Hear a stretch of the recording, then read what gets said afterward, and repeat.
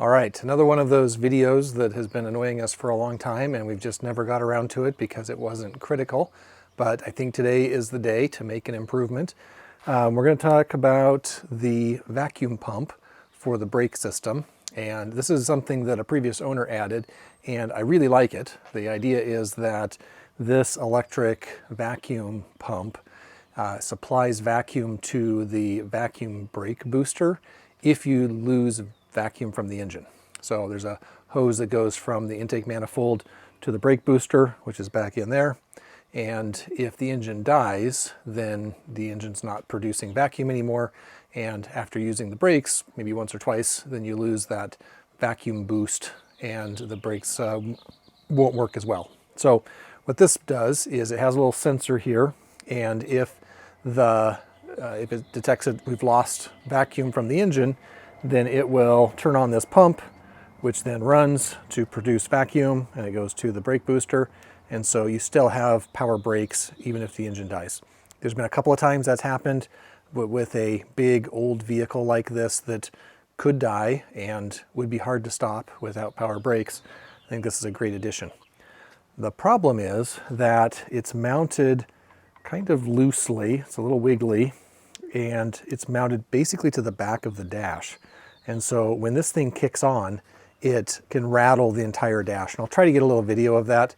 It may be hard to hear on the video, but it is really loud when we're inside the coach. And so loud, in fact, that sometimes the vacuum pump is running, it's rattling everything, and we can't tell if the engine has died or not. And sometimes it has, sometimes it hasn't, but it just happens to have low vacuum, and that pump is running and shaking everything. So we're going to take this off and basically just relocate it. I have a tray that I installed a while ago down on the frame. This is a Ragusa aluminum tray. It just mounts down there on the frame, and I'm going to use that as a platform to bolt this vacuum pump to. So I'll take the vacuum pump off. I'll need to get some more vacuum line, probably do a little bit of rewiring, and hopefully a pretty straightforward fix and be much more enjoyable inside. All right, so I'm going to turn on the ignition, and the vacuum pump should kick on because there won't be any vacuum from the engine. And we'll see if you can hear how loud it is. I'll just take my word for it. It's really loud and rattly with where that vacuum pump is mounted right now. But let's see what it sounds like.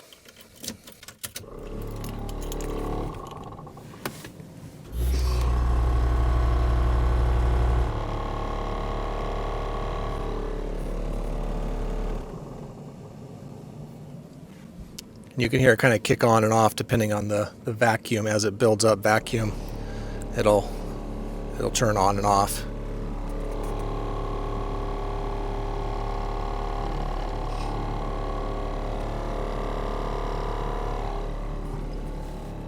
Okay, that's probably a good example, or at least as good an example as we can get with the microphone here. But yeah, very loud and rattly with where that pump is now. Okay, got the vacuum pump off. It was pretty easy. There were really just two bolts holding it up to some metal under the dash. It's pretty heavy. This thing weighs, I don't know, 5 or 10 pounds probably. It's from Summit Racing, so I will include a link to this if you don't have one of these. I think this would be a good upgrade. I'm going to take off some of this mounting bracket and stuff that was being used to mount it up to the bottom of the dash, and I'm just going to mount it right from these 4 mounting bolts that are part of the pump itself. I am going to need to redo some wiring, so I clipped off the wire here for my fuse and ground, and I'm going to need a little bit longer vacuum line to go down to the new location. So a couple minor adjustments here. Okay, so we got the vacuum pump removed, we got the tray removed, so I had to take this Ragusa tray off. There's 2 mounting bolts here so I could drill holes in it and mount the vacuum pump.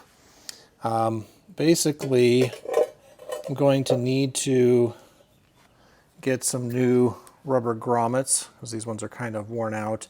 I made a template of the bottom of this and marked my holes I need to drill in the tray. And ultimately, this is going to mount right here like this. So I need to drill a couple holes, get a little bit of hardware, and then I'll be able to redo the wiring, replace the vacuum hose, and put it back together.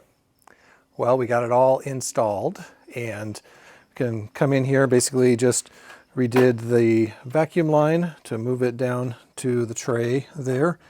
Did just what I described as far as getting the grommets to mount it, drilled the holes, reconnected the wiring, and it fit in there very nicely and much quieter inside. We'll go inside and turn on the key real quick, and definitely no, you can hear a little bit of noise from it, but no rattling of the dash anymore.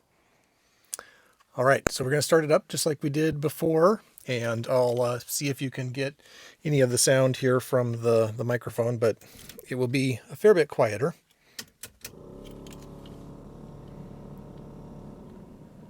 So I don't know if the mic picked that up, but you can still hear it making some noise down on the frame, but there's no vibration on the dash anymore. I'll step on the brakes here. So it's kicked on. We'll kind of listen to the dash a little bit.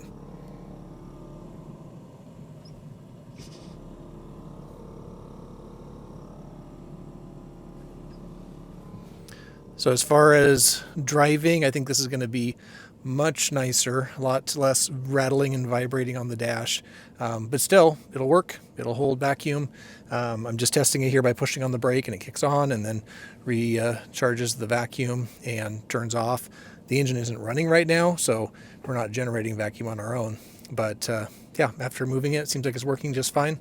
And yeah, much more pleasant to drive now.